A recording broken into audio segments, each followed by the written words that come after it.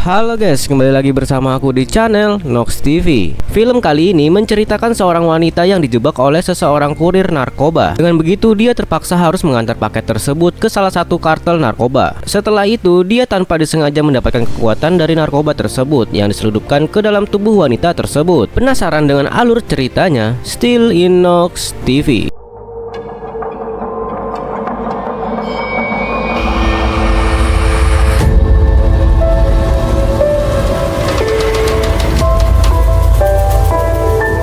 Di tengah keramaian kota Taipei, seorang mahasiswi yang bernama Lucy berbincang-bincang dengan seorang pria yang baru seminggu dia kencani, yaitu seorang pria yang bernama Richard. Richard memohon kepada Lucy agar mau membantunya mengantarkan sebuah koper ke dalam hotel dan memberikannya kepada seseorang yang bernama Mr. Zhang. Lucy yang curiga tidak serta-merta bersedia membantu Richard, apalagi Lucy juga tidak tahu apa isi koper tersebut. Richard lalu mengaku kalau dia mendapatkan upah $1.000 untuk mengantarkan koper itu. Namun dia memiliki masalah dengan Mr. Zhang, jadi dia minta bantuan Lucy untuk mengantarkannya. Dia akan membagi upahnya kepada Lucy 500-500. Meski diiming-imingi imbalan, Lucy tetap menolak. Tiba-tiba tak disangka Richard memasang borgol yang dikaitkan ke koper ke tangan Lucy. Lucy pun panik. Richard menjelaskan kalau dia tidak punya kunci borgol itu. Mr. Zhang di dalam hotel yang memilikinya. Richard memberikan Lucy uang $500 dan menyuruhnya masuk. Lucy yang tidak punya pilihan lain pun mulai melangkah masuk. Di dalam hotel, Lucy bertanya kepada resepsionis ingin menemui Mr. Zhang. Beberapa saat kemudian beberapa orang bertubuh kekar datang menemui Lucy. Tiba-tiba dari kejauhan Lucy melihat Richard ditembak di dadanya. Lucy pun ketakutan. Lucy dibawa oleh beberapa orang masuk ke dalam hotel. Lucy yang panik memohon untuk dibebaskan karena dia tidak tahu apa-apa. Dan di dalam sebuah kamar hotel, Lucy ditemui sang pemimpin geng yang bernama Mr. Zhang. Di atas meja, Mr. Zhang menulis sebuah kode. Itu adalah kode untuk membuka koper. Mr. Zhang lalu berjalan meninggalkan Lucy. Mr. Zhang berdiri di depan pintu lalu menyuruh Lucy membuka kopernya. Dia dan anak buahnya berlindung dari sesuatu yang mungkin bisa meledak dari dalam koper itu. Lucy semakin panik. Anak buah Mr. Zhang menodongkan pistol ke arah Lucy untuk segera membuka kopernya. Sambil gemeteran, Lucy pun membuka koper tersebut. Setelah terbuka, tidak terjadi apa-apa. Ternyata isi dari koper itu adalah 4 bungkus bubuk berwarna biru. Mr. Zhang kembali masuk ke dalam ruangan. Anak buahnya menyeret seseorang untuk duduk di depan Lucy dan menyuruhnya menyedot bubuk biru tersebut. Setelah disedot, pria itu bereaksi. Beberapa saat kemudian pria itu tertawa terbahak-bahak. Mr. Zhang kemudian menembaknya hingga tewas di tempat. Mr. Zhang lalu menawari Lucy sebuah pekerjaan. Lucy dengan tegas menolak, namun dia malah dipukul hingga pingsan. Scene beralih ke seorang pria yang sedang pidato di hadapan banyak orang. Beliau adalah Profesor Norman. Pada ceramahnya tersebut, beliau menyampaikan tentang kemampuan otak manusia, bahwasanya kita umat manusia hanya menggunakan potensi sebesar 10% dari kapasitas otak yang ada, dan di planet bumi hanya ada satu sosok yang bisa menggunakan 20% potensi kapasitas otaknya, yaitu lumba-lumba. The dolphin.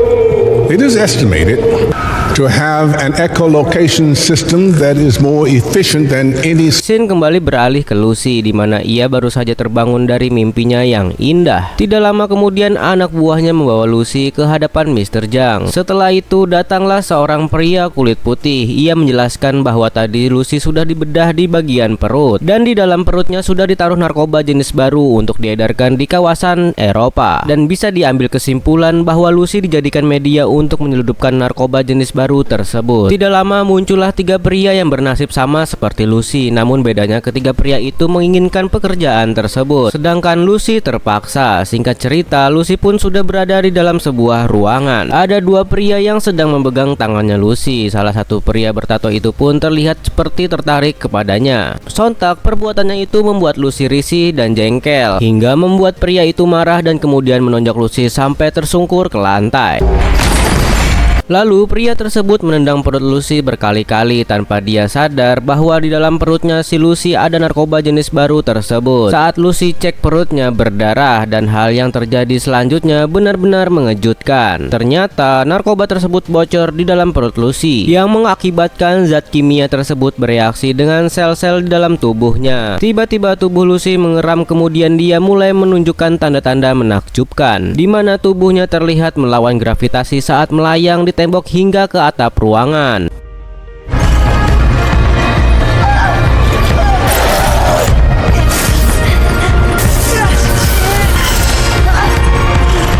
Di sini bisa disimpulkan bahwa narkoba jenis baru tersebut secara kebetulan membuat Lucy bisa mengakses 20% kapasitas otaknya.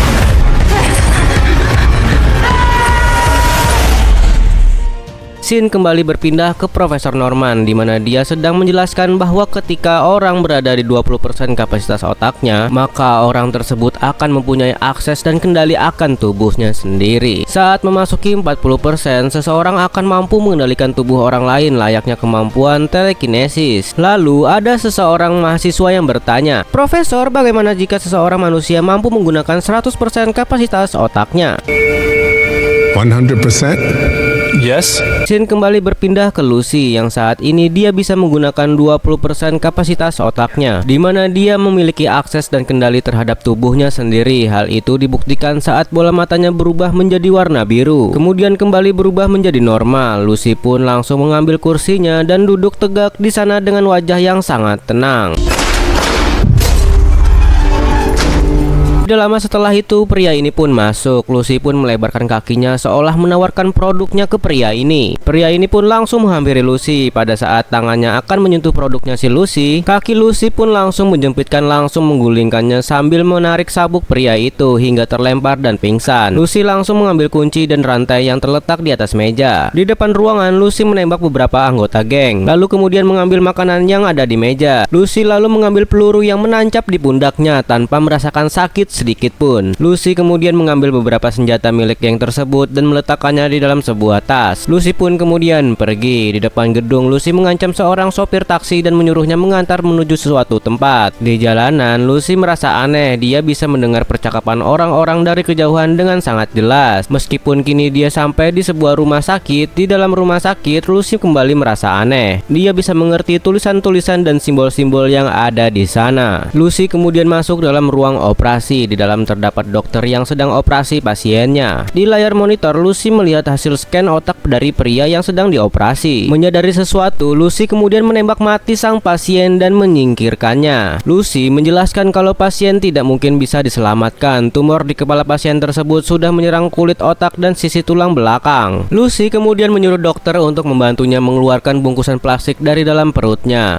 Tanpa dibius, dokter itu mulai membedah perut Lucy. Sambil dioperasi, Lucy menelpon ibunya. Lucy menjelaskan kepada ibunya saat ini dia merasakan hal yang aneh. Lucy bisa mengingat semuanya dari sejak dia dilahirkan sampai sekarang. Bahkan rasa ASI ibunya pun masih bisa dia ingat. Lucy bisa merasakan gravitasi perputaran bumi sampai aliran darah di dalam tubuhnya. Seolah-olah Lucy bisa menggerakkan sesuka hatinya. Lucy mengungkapkan rasa sayang dan terima kasih kepada orang tuanya. Lucy masih mengingat memori dengan mereka sejak dia dilahirkan hingga kini. Setelah sekantong narkoba biru itu berhasil dikeluarkan, dokter itu bertanya apakah itu. Lucy lalu menjelaskan kalau itu narkoba baru dengan nama ilmiah CPH4.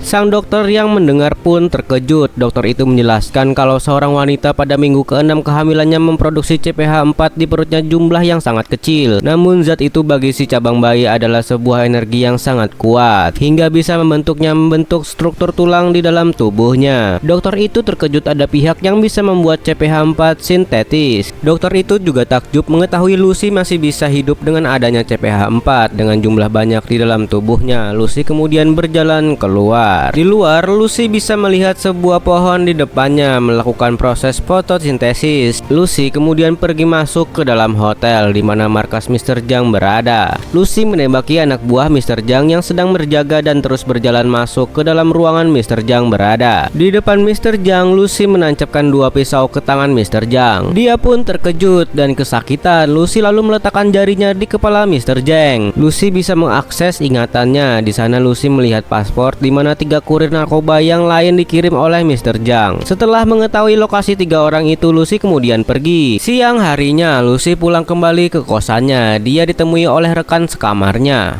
Lucy kemudian meminjam laptop rekannya itu dan mulai mencari tahu apa yang sebenarnya terjadi dengan dirinya. Dan Lucy menemukan profil Profesor Norman yang meneliti tentang tentang otak manusia. Lucy kemudian menelpon Profesor Norman. Lucy menjelaskan kalau dia membutuhkan bantuannya. Tidak disangka Lucy bisa muncul di televisi di ruangan Norman berada. Lucy menjelaskan kalau sel-sel di dalam tubuhnya berproduksi dengan sangat cepat. Lucy memperkirakan kalau dia akan mati sebentar lagi. Lucy memberitahu kalau saat ini dia bisa mengakses sebagian besar kapasitas otaknya. Setelah mendengar itu, Norman terkejut tidak mampu berkata apa-apa. Dia tidak menyangka ada manusia yang benar-benar bisa mengakses lebih dari 10% kapasitas otaknya. Lucy lalu menjelaskan dia bisa mengatur metabolisme tubuhnya sendiri. Dia juga mulai bisa mengendalikan tubuh orang lain. Dia juga bisa mengendalikan gelombang magnetik dan listrik. Dia juga bisa mengendalikan TV, laptop, HP, dan lain-lain. Setiba-tiba seluruh peralatan listrik di dalam ruangan Norman berada pun bereaksi. Lucy lalu menjelaskan kalau dia tidak merasakan sakit, emosi. Lucy juga tidak memiliki keinginan apapun saat ini. Dia merasa sudah tidak seperti manusia pada umumnya. Lucy bisa mempelajari semua hal dengan sangat cepat. Semua ilmu pengetahuan sudah dia pahami dan dia tidak tahu harus diapakan semua itu. Norman kemudian menjelaskan kalau yang harus dilakukan Lucy seperti makhluk pada umumnya, sejak dalam bentuk sel hingga organisme, yaitu mewariskan informasi yang dimiliki seiring berjalannya waktu. Lucy kemudian menyadari sesuatu dan menjelaskan akan menemui Norman dalam 12 jam lagi. Lucy kemudian bergegas pergi. Di bandara, Lucy melihat berita tentang aksinya menembak seorang pasien semalam. Akibatnya Lucy menjadi buronan. Dengan kemampuannya, Lucy kemudian merubah tampilan rambutnya. Lucy lalu menelpon seorang petugas di dalam kepolisian Paris. Lucy tahu pria itu bernama Pierre. Lucy juga tahu apa yang Pierre lakukan di dalam kantornya. Lucy kemudian menyuruh Pierre menangkap 3 orang kurir narkoba yang baru saja tiba di Eropa. Lucy memberi rincian lokasi kurir tersebut berada. Berkat informasi itu, anak buah Pierre berhasil menangkap 3 kurir yang membawa narkoba dari Mr. Zhang. Pierre meminta 3 orang itu dikumpulkan di Paris. Singkat cerita, Lucy sudah berada di dalam pesawat dengan kedua buah laptop di kedua tangannya. Lucy mengakses seluruh pengetahuan di dunia dalam sekejap. Alhasil di kepalanya sudah ada semua ilmu pengetahuan yang dibutuhkan oleh semua manusia. Setelah itu, hal mengejutkan pun terjadi, di mana Lucy tiba-tiba batuk dan giginya rontok. Kemudian terlihat sel dalam tubuhnya mulai berterbangan, soalnya memisahkan diri dari tubuhnya Lucy. Seketika dia teringat dengan resep Profesor Norman yang membahas tentang keabadian, yang intinya adalah jika habitat tidak mendukung maka suatu sel akan mengolah dirinya sendiri dan memilih keabadian. Dan saat ini Lucy berada pada 40% kapasitas otaknya. Lucy yang panik langsung masuk ke toilet, tapi kondisinya semakin parah. Lucy pun memutuskan untuk menelan zat yang tersisa di kantongnya hingga dirinya tidak sadarkan diri.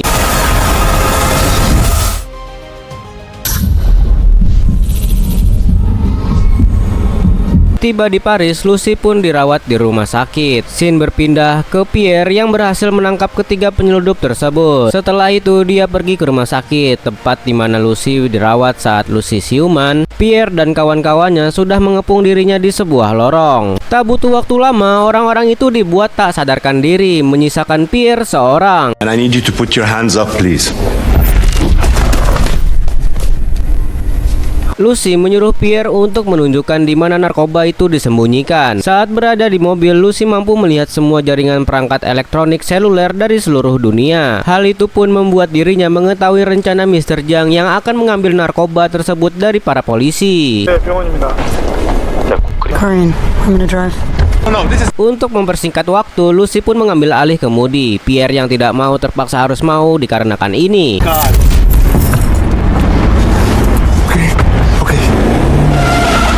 Lucy yang sebelumnya tidak pernah mengemudi dan tidak pernah belajar mengemudi langsung mahir seperti pembalap sampai-sampai membuat mobil jungkir balik dibuatnya. Di sisi lain, orang-orang Mr. Zhang sudah tiba duluan di lokasi narkoba tersebut. Mereka pun mensabotase rumah sakit itu dengan membunuh para polisi dan membedah para kurir narkoba untuk diambil narkobanya. Tak lama kemudian Lucy pun tiba di sana. Orang-orang Mr. Zhang langsung mengepungnya. Saat bersamaan, Lucy sudah mencapai 60% kapasitas otaknya, membuatnya mampu mengendalikan benda dan tubuh orang lain sehingga akan melakukan apapun sesuai keinginannya.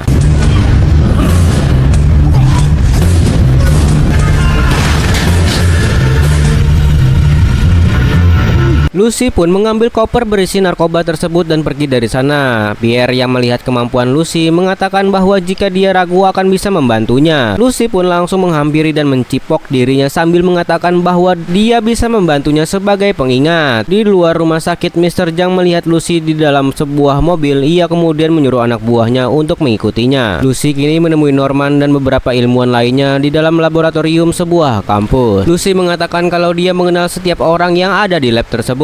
Salah satu ilmuwan ragu dengan kemampuan Lucy. Lucy lalu memegang pundak orang itu dan memberitahu rahasia terdalamnya. Orang itu pun kemudian kaget dan percaya kemampuan Lucy. Sementara itu, Mr. Zhang dan yang lainnya sudah sampai di depan kampus. Lucy lalu meminta bantuan Pierre dan anak buahnya di laboratorium dari serangan para gangster yang sudah ada di luar. Di dalam laboratorium, Lucy menjelaskan kalau dia bisa merubah dirinya menjadi bentuk yang dia inginkan. Lucy menjelaskan kalau semua ukuran satuan di dunia tidak nyata. Manusia hanya memperkirakannya sesuai dengan kemampuan mereka. Semua sistem sosial yang ada hanyalah sketsa yang dibuat. 1 tambah 1 bukanlah 2. Bahkan ada angka dan huruf sebenarnya tidak pernah ada. Manusia menyimpulkan sendiri agar bisa mengerti akan hal yang sebenarnya tidak memiliki ukuran. Norman lalu bertanya, jika dunia tidak diatur oleh hukum fisika, maka kita diatur oleh apa? Lucy kemudian memperlihatkan gambar sebuah mobil yang melintas. Jika diulang dan dipercepat hingga sangat cepat, maka mobil yang ada di sana bergerak sangat cepat hingga tidak terlihat dan hilang. Lucy lalu menjelaskan kalau satu-satunya unit ukurannya mutlak di alam semesta adalah waktu. Di dalam kampus, Mr. Zhang dan anak buahnya mulai beraksi. Mereka menembak dan menyerang para anggota polisi yang sedang berjaga. Di dalam, Lucy memerintahkan semua ilmuwan yang ada di sana untuk mencairkan CPH-4 lalu dimasukkan ke dalam infus dialirkan ke dalam tubuhnya. Lucy berkata kalau dia akan membentuk sebuah komputer dan menyimpan semua pengetahuannya di dalam sana. Di depan laboratorium, Pierre dan pasukannya menghadang Mr. Zhang dan anak buahnya yang akan masuk. Di dalam tubuh Lucy mulai bereaksi. Lucy menyerap semua CPH-4 dan terjadi hal yang luar biasa. Sementara itu di luar beradu tembak antara polisi dan gangster. Di dalam kini Lucy mengakses 70% kapasitas otaknya dan dari lengan Lucy muncullah benda aneh berwarna hitam. Benda itu meraih sebuah benda elektronik dan komputer di sekitarnya lalu menyerapnya. Kini otak Lucy sudah mencapai 80%. Lucy menyingkirkan semua bentuk materi di sekitarnya dan tersisa ruangan berwarna putih saja. Benda hitam di depan Lucy kemudian memunculkan sebuah bentuk seperti komputer raksasa. Kini Lucy berhasil mengakses 90% kemampuan otaknya. Di luar ruangan, Mr. Zhang dan anak buahnya berhasil membobol ruangan laboratorium. Di saat yang sama, Lucy bisa memindahkan tubuhnya ke berbagai tempat di belahan dunia dengan sekejap. Lucy juga bisa menghentikan waktu dan memanipulasinya. Lucy bisa mengatur waktu untuk kembali ke masa lalu sesuai keinginannya. Lucy memundurkan waktu hingga sampai di masa dinosaurus. Lucy kemudian melihat seekor kera dan dia menyentuh kera itu dan kemudian meluncur ke luar angkasa. Di sana Lucy memundurkan waktu hingga awal terbentuknya tata surya. Saat ini Lucy mengakses 99% kapasitas otaknya. Di dalam laboratorium, Mr. Zhang berjalan mendekati tubuh Lucy dan bersiap menembak tubuhnya yang diam tidak bergerak. Terlihat tubuh Lucy berubah warna menjadi gelap. Sementara itu Lucy masih mengakses semua pengetahuan yang ada di alam semesta hingga awal penciptaannya. Hingga kini tubuh Lucy sepenuhnya berwarna hitam dan mampu mengakses 100% kemampuan otaknya. Lalu Lucy menghilang dan Mr. Zhang tidak mampu menembaknya. Di depan hanya terlihat bangku kosong. Baju dan sepatu yang sebelumnya dikenakan Lucy, Mr. Zhang pun marah. Di saat dia akan menembak para ilmuwan yang ada di sana, tiba-tiba datang Pierre dan langsung menembak Mr. Zhang hingga tewas. Beberapa saat kemudian benda hitam yang ada di sana mengeluarkan sebuah flash disk. Norman mengambil flash disk itu dan benda hitam tersebut tiba-tiba runtuh dan hancur. Pierre bertanya di mana Lucy. Tiba-tiba muncul tulisan di layar HP-nya yang berbunyi aku ada di mana-mana. Dan film pun berakhir.